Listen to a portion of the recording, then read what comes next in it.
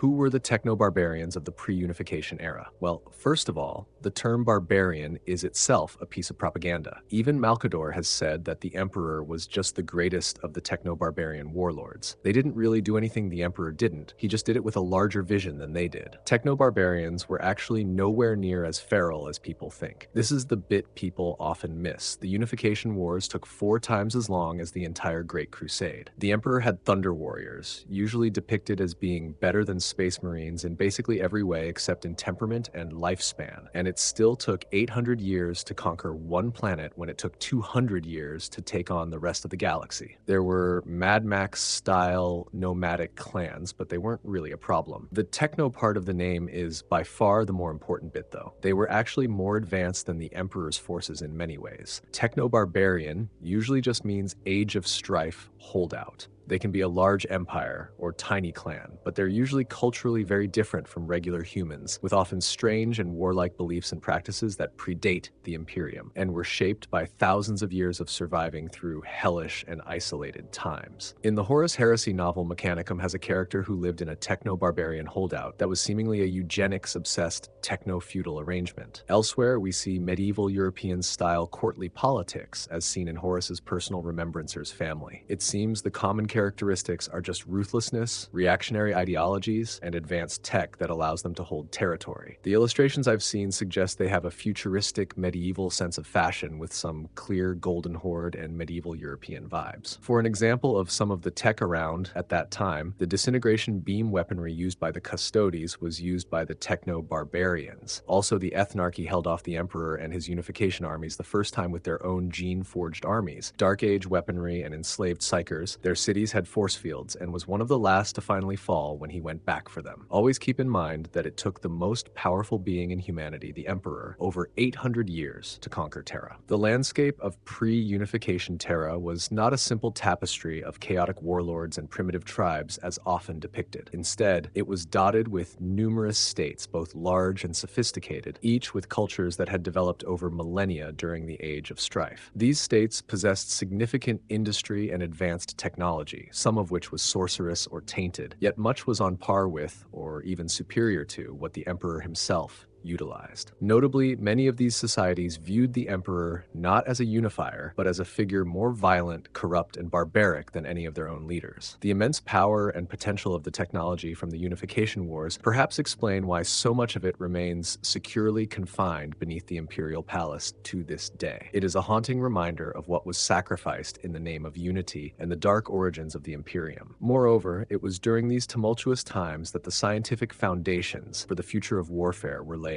The very scientists who developed the gene seed implants for the Space Marines, a cornerstone of the Imperium's might, were products of this era. Their work not only transformed human biology, but also the trajectory of the galaxy itself. The immense power and potential of the technology from the Unification Wars perhaps explain why so much of it remains securely confined beneath the Imperial Palace to this day. It is a haunting reminder of what was sacrificed in the name of unity and the dark origins of the Imperium. Moreover, it was during these tumultuous times that the scientific foundations for the future of warfare were laid. The Emperor's initial soldiers, the Thunder Warriors, were instrumental in the conquests of the Unification Wars. These warriors were immensely powerful, engineered to be superior in combat compared to any other human fighters of the time. However, their creation was marked by a significant trade-off. They were unstable and short-lived, their bodies burning out due to the intensity of their genetic enhancements. This instability was both a strength and a weakness, allowing them to achieve incredible feats on the battlefield, but also rendering them a temporary solution. As the Unification Wars drew to a close, the Emperor began to phase out the Thunder Warriors in favor of a new breed of super soldiers, the Space Marines. These new warriors, created through the advanced science of gene seed technology, were more stable and reliable, designed for long-term service in the Emperor's burgeoning empire. The unification of Terra was not merely a military campaign, but also a cultural one. Each conquered state brought with it unique technologies, traditions, and ways of life. The Emperor's vision was not to erase these cultures, but to integrate their strengths into a single, cohesive imperium. This pragmatic approach allowed for the preservation and adaptation of useful technologies and practices. For example, the techno-feudal systems of certain regions contributed to the hierarchical structure of the imperium, while the advanced medical and scientific knowledge from others laid the groundwork for future technological advancements. This blending of cultures and technologies was a delicate process, requiring both force and diplomacy. One of the most significant challenges the Emperor faced was the uncontrolled use of psychic powers. The Techno-Barbarians had exploited Psykers for their own ends, leading to widespread devastation. Recognizing the potential and danger of psychic abilities, the Emperor established strict regulations. This led to the formation of institutions like the Adeptus Astra Telepathica, tasked with training and controlling Psykers to prevent future disasters. Beneath the Imperial Palace, relics from the Unification Wars are kept under lock and key. These vaults contain countless artifacts, from disintegration beams to ancient cybernetics, representing both the technological marvels and the horrors of the past. The decision to sequester these technologies underscores the Emperor's understanding of their power and the necessity of safeguarding the Imperium from their potential misuse. The legacy of the Techno-Barbarians is complex. While they were often brutal and ruthless, their advanced technologies and cultural innovations were crucial to the formation of the Imperium. Their influence can be seen in the very fabric of the Imperium's military and scientific advancements. The Techno-Barbarians' relentless will to survive and adapt through the Age of Strife had left them with a wealth of knowledge and technology. This raw potential was harnessed by the Emperor to create a unified and powerful human empire. The gene seed technology that birthed the Space Marines, for instance, is a direct legacy of the scientific experimentation of this era. The story of the Techno-Barbarians is one of resilience and transformation. From the chaos of the Age of Strife, they emerged as formidable warlords, only to be conquered and integrated into the Emperor's vision of a unified Terra. Their advanced technologies, cultural complexities, and the Emperor's relentless drive to unify humanity laid the groundwork for the Imperium of Man. As the Imperium marches ever onward, the legacy of the Techno-Barbarians remains a reminder of humanity's capacity for both destruction and greatness. The Unification Wars, though brutal and prolonged, were a necessary step in transforming a fragmented and war-torn planet into the heart of a galactic empire. Thanks for watching. Please like and subscribe. It's much appreciated.